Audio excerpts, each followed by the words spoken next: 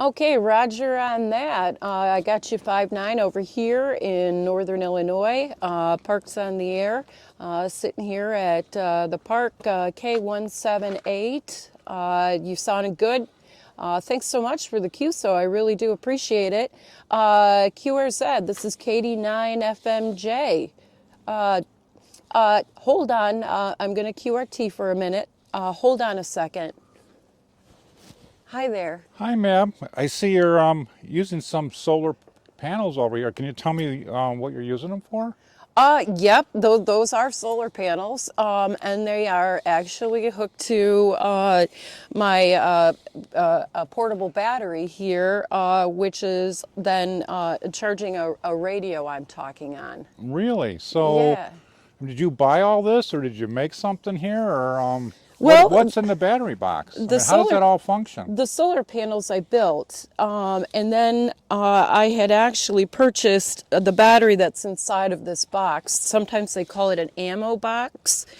And so I ordered this box, and I actually went ahead and did a lot of building on my own for this. As you can see, I actually drilled in, and you could see I had my cell phone plugged in, and I've got a gauge here that tells me what it is.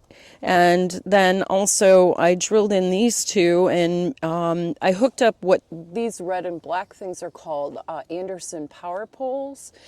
They're very much used in amateur radio. They can sometimes be used in robotics, model railway, things like that, because what's really nice about them is anyone can show up, and you don't have to have a certain type of plug. So as you can see, I'll unplug the solar panel, and I actually put these on, and you can see that basically both ends just snap in together. So that's kind of like the electrical standard for doing this kind of Yep, building things? Yeah, for anybody who might show up with any kind of radio.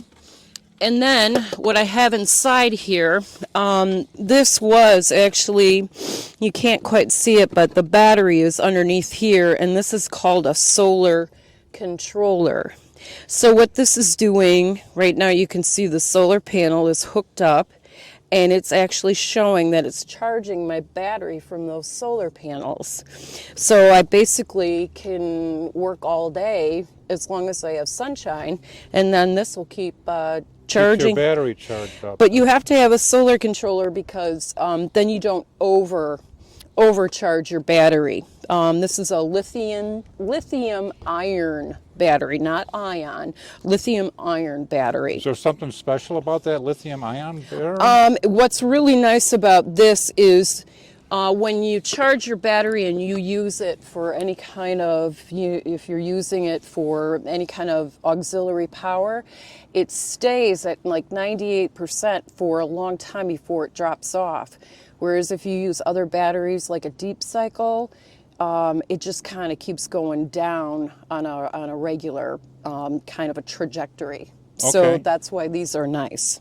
Yeah, and it looks like you got some other kind of power distribution going on in there, maybe for something else. With the Anderson power poles on it as well. Well, you did a really good job with that. That's nice. Well, thank you. Yeah, I really wanted to make something to house the battery because I like to be outside. And one year I was outside and all I had was the battery, and it started raining. So at least this protects everything. And then I also, like I said, I put this in because last year I was actually without power for 11 days with a storm. Oh, that's a long time. And I was able to keep all of my devices charged and use that. So, and I could actually run a fan. I ran a small light with it. So I was good to go. Well, I see you have some lettering on the side of the box, so that must have something to do with what you've got hooked up over here or what you're doing? Yep, that's my call sign. It's from the FCC. It's kind of like on radio stations, which are more professional, but an amateur can go and get a test, and if you pass the test, the FCC gives you a call sign, and then that allows you to be able to talk around the world, which is really cool. So do you really get to talk to people from the back of your car like you're doing? Yep. I've talked to, I like to go out to parks and work portable. We call it portable in amateur radio, but I like to go out and talk to people around, around the country. But I also like to go camping, and so I use this, a primitive camping out in the middle of nowhere.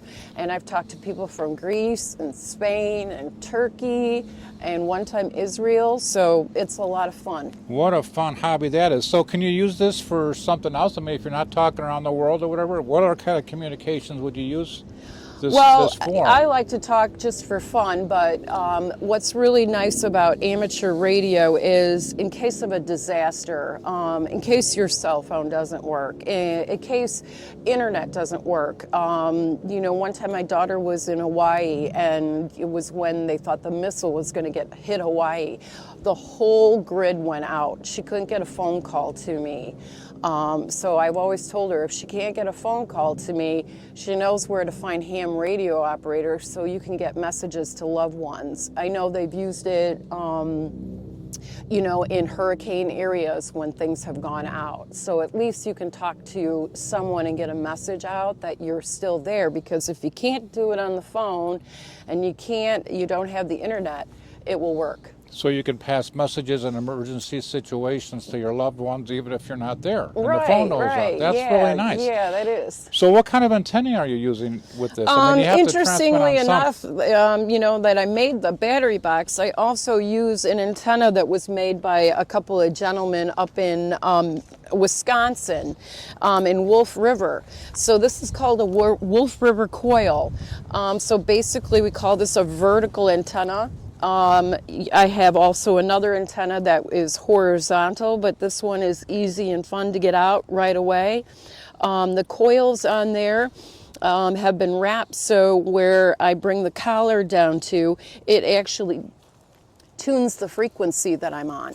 Oh, that's very interesting. This looks pretty simple to set up, so it Yeah, doesn't take a lot of hard work to get this very going. very simple. It packs up in a bag, and I can get out here and I can set it up real quick.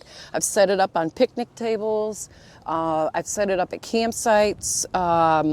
I've been to so many different parks around the Midwest, and it works out really good. Yeah, and it looks like you can travel pretty light here with your little portable bag you got here with some goodies and stuff in there for probably maybe different situations and such. Yep, sure can. I travel with this, but I usually can get out and get my box and my solar panels set up in about 10-15 minutes, depending on the location. And tell us a little bit about your radio you're using here. I have like a portable type radio. It's called a Yaesu 891.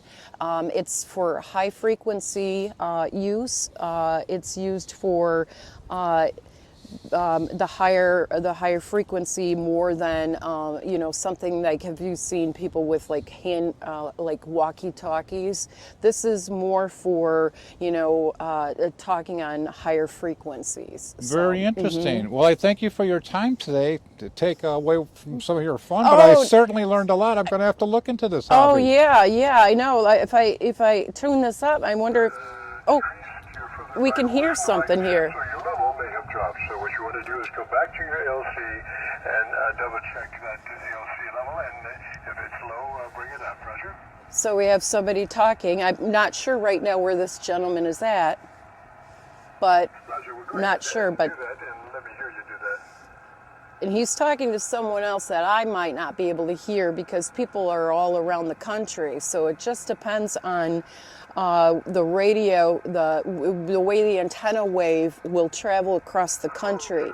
Sometimes somebody might be in California and the radio wave will travel to Pennsylvania.